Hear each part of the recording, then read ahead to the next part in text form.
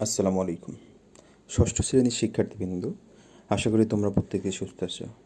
তো তোমাদের জন্য আজকে আমি ষষ্ঠ সপ্তাহের শেষ যেই অ্যাসাইনমেন্টটি আছে, যে গার্হস্থ্য বিজ্ঞান, তো এটি শুধু আমাদের মাত্র বাকি ছিল তোমাদের ষষ্ঠ শ্রেণীর জন্য। তো এই গার্হস্থ্য বিজ্ঞান নিয়ে একটু আলোচনা করব। তো তোমরা কি সবাই প্রস্তুত আছো? ওকে। তো প্রথমেই দেখো যে আমি শুরু করতেছি। তো তোমরা এখন যে পেজটি দেখতে পাচ্ছ, দেখো যে শিরোনামটি এমন আছে যে চতুর্থ অধ্যায় পরিবার ও শিশু, ছোটদের শিষ্টাচার শিক্ষা, একাদশ অধ্যায় খাদ্য অভ্যাস গঠন, চতুর্দশ অধ্যায় পোশাকের মজুত ও সংরক্ষণ। তো এখান থেকে তোমরা শিরোনামে এভাবে লিখতে পারো যে পরিবার ও শিশু, কমা ছোটদের শিষ্টাচার শিক্ষা, কমা খাদ্যাভ্যাস গঠন এবং পোশাকের মজুত ও সংরক্ষণ। এখান থেকে প্রশ্ন আছে 1 নম্বর, তোমরা দেখো যে শিশুর বিভিন্ন বৈশিষ্ট্যের উপর ভিত্তি করে শিশুকালকে বিভাজন করার প্রয়োজন আছে কি? উত্তরের সপক্ষে যুক্তি দাও। সংক্ষিপ্ত প্রশ্ন আছে 2 ক, বাবা মা ও শিক্ষককে কিভাবে সম্মান করা উচিত? 2 খ, তোমার শ্রেণীতে একজন দৃষ্টি প্রতিবন্ধী বন্ধু আছে, তার প্রতি তোমার আচরণ কেমন হবে? 3, বিভিন্ন প্রাকৃতিক দুর্যোগ পূর্বাভাস জানার পর তুমি কী ধরনের খাবার মজুত করবে, কেন? এসব খাবারকে কি বলা হয়?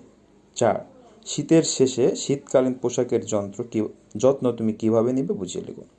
তো এটি গেল আমাদের সিলেবাস। এখন আমরা দেখব যে কিভাবে আমরা প্রশ্নের উত্তর লিখতে পারি। তো চলো, 1 নম্বর প্রশ্ন যেটা ছিল রচনামূলক প্রশ্ন 1, তোমরা দেখতে পাচ্ছ যে পেজ নম্বর 1 লেখা আছে, শিশুকালকে বিভাজন করা মানে হলো শিশুদের মধ্যেও বৈষম্য সৃষ্টি করা। এতে করে তাদের মস্তিষ্কে বিরূপ প্রভাব পড়বে। শিক্ষার সুযোগ লাভ করা শিশুর মৌলিক অধিকার। অধিকাংশ দেশেই সামাজিক দায়-দায়িত্বের অংশরূপে এবং অভিভাবকদের দিক নির্দেশনায় কিংবা রাষ্ট্রের বাধ্যতামূলক শিক্ষানীতির আলোকে শিশুরা বিদ্যালয় গমন করে। এছাড়াও ক্ষুদে শিশুরা কিন্ডারগার্টেনে, প্লে গ্রুপে আনন্দ ও খেলার ছলে শিক্ষা গ্রহণ করে শৈশবকালীন প্রাথমিক শিক্ষাকে আলোকিত ও আনন্দময় করে তোলে। কিন্তু অউন্নত দেশ বা পশ্চাদমুখী দেশে মাঝে মাঝে কিংবা প্রায়শ মাতা-পিতার সাথে শ্রম কার্যে অংশগ্রহণ করে অর্থ উপার্জনে জড়িয়ে পড়তে হয়। আমাদের দেশেও বিভিন্ন বৈশিষ্ট্যের শিশু রয়েছে, যাদের মধ্যে অটিস্টিক প্রতিবন্ধী শিশুরাও রয়েছে। তাই তাদের শিশুকালকে বৈষম্য না করে সবাইকে ভালো শিক্ষায় গড়ে তুলতে হবে, যাতে করে দেশের কোনো শিশুর বৈশিষ্ট্যগত দিকগুলো ফুটে না ওঠে। তবে বয়স অনুযায়ী শিশুদেরকে বিভাজন করা যেতে পারে, এতে কোনো বিরূপ প্রভাব দেখা দিবে না। এরপরে 2 নম্বর সংক্ষিপ্ত প্রশ্নের উত্তর ক, বাবা মায়ের প্রতি সম্মান। বাবা মায়ের প্রতি শ্রদ্ধাশীল হতে হবে। বাবা মা যা বলে তা শুনতে হবে এবং পালন করতে হবে। 3, বাবা মায়ের প্রতি যত্নশীল হতে হবে। 4, বাবা মায়ের অসুখ হলে সেবা করতে হবে। 5, বাড়ির কাজে তাদের সাহায্য করতে হবে। এরপরে শিক্ষকের প্রতি সম্মান। শিক্ষকের প্রতি অনুগত থাকতে হবে। শিক্ষক কোনো আদেশ দিলে তা পালন করতে হবে। বিদ্যালয়ের বাড়ির কাজ শিক্ষককে সঠিক সময়ে বুঝিয়ে দিতে হবে। শিক্ষককে প্রাতিষ্ঠানিক কাজে সাহায্য করতে হবে। শিক্ষককে সবসময় সুন্দর আচরণ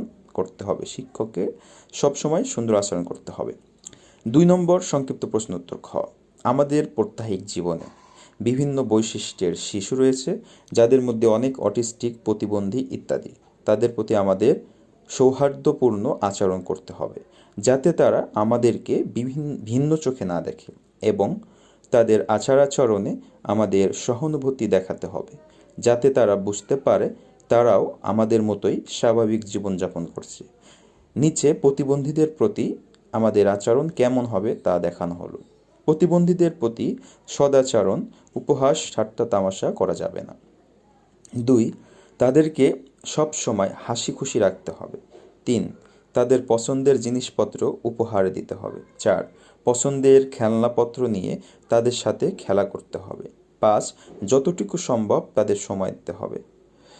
3 নম্বর সংক্ষিপ্ত প্রশ্নের উত্তর, বিভিন্ন প্রাকৃতিক দুর্যোগের পূর্বাভাস জানার পর আমি পানি, মুড়ি, পাউরুটি, বিস্কিট ইত্যাদি শুকনো জাতীয় খাবার মজুত রাখবো, যাতে বন্যার কোনো সম্ভাবনা থাকলে দূষিত পানি পান না করে বিশুদ্ধ পানি পান করা যায়, এবং বন্যায় কবলিত হয়ে বাড়িঘর ডুবে গেলে খাবারের বিভিন্ন ধরনের স্বল্পতা দেখা দেবে। সেই স্বল্পতা এড়াতেই মুড়ি, পাউরুটি কিংবা বিস্কিট ইত্যাদি খাবার আমরা মজুত রাখবো। প্রশ্ন নম্বর 4, সংক্ষিপ্ত প্রশ্নের উত্তর। শীতকাল শেষ হলেই শীতকালকে বিদায় জানানোর পালা। শীতকাল আসলেই বিভিন্ন ধরনের শীত পোশাকের সম্ভার নিয়ে যেমন দোকানিরা সাজিয়ে বসে, তেমনি আমাদেরও হাজার রকমের পোশাক নিয়ে এক্সপেরিমেন্ট চালাতে হয়। কিন্তু এবার শীতের শেষে পোশাকগুলি যথাস্থানে তোলার সময় চলে এসেছে, কারণ একবার ব্যবহারের পর তা পরিষ্কার করা কিংবা কাচাও সম্ভব হয় না। কিন্তু শীতের শেষে সমস্ত পোশাক পরিষ্কার করা আবশ্যক। সামান্য একটু পরিচর্যা করলে শীত পোশাককে নতুনের মতো রাখা যায়। শীতকালীন পোশাককে ভালো রাখার সহজ কিছু উপায় নিচে দেওয়া হলো। 1. ক্লাব সোডা দিয়ে সোয়েটার বা কম্বল ভালোভাবে পরিষ্কার করা যায়। 2. ভালোভাবে ঝাঁকিয়ে কাপড় বা পোশাক পরিষ্কার করা যায়। 3. ঠান্ডা জল দিয়ে পরিষ্কার করলে পোশাক ভালো পরিষ্কার হয়। 4. নিম পাতা দিয়ে কাপড় ধোয়া। তো এই গেল তোমাদের ষষ্ঠ শ্রেণীর যেই গার্হস্থ্য বিজ্ঞানের শেষ অ্যাসাইনমেন্টটি। এছাড়া আরও 2-3টি যে অ্যাসাইনমেন্ট ছিল ষষ্ঠ সপ্তাহের, সেগুলো কিন্তু তোমরা এখান থেকে দেখতে পেরেছো। তো পরবর্তীতে কথা হবে কোনো এক ক্লাস নিয়ে তোমরা যারা সপ্তম শ্রেণীতে উঠবে, তো সপ্তম শ্রেণীর ইম্পর্টেন্ট ক্লাস তোমরা এখান থেকে দেখতে পাবে। তো দেখার জন্য অবশ্যই তোমাদের চ্যানেলটিকে কী করতে হবে, সাবস্ক্রাইব করতে হবে এবং বেল আইকনটি অন করে দিবে। আর বন্ধুদের মাঝে তোমরা বেশি বেশি শেয়ার করতে পারো, জানিয়ে দিতে পারো এখান থেকে ভালো শিক্ষার একটা প্ল্যাটফর্ম পাওয়া যায়। তো তোমাদের সুস্থতা কামনা করে, দীর্ঘায়ু কামনা করেই আজকে এখানেই বিদায় নিচ্ছি। আমি মোহাম্মদ ইসলামুল কবির, কবির ইনোভেশন ক্লাসরুমের পক্ষ থেকে। আসসালামু আলাইকুম।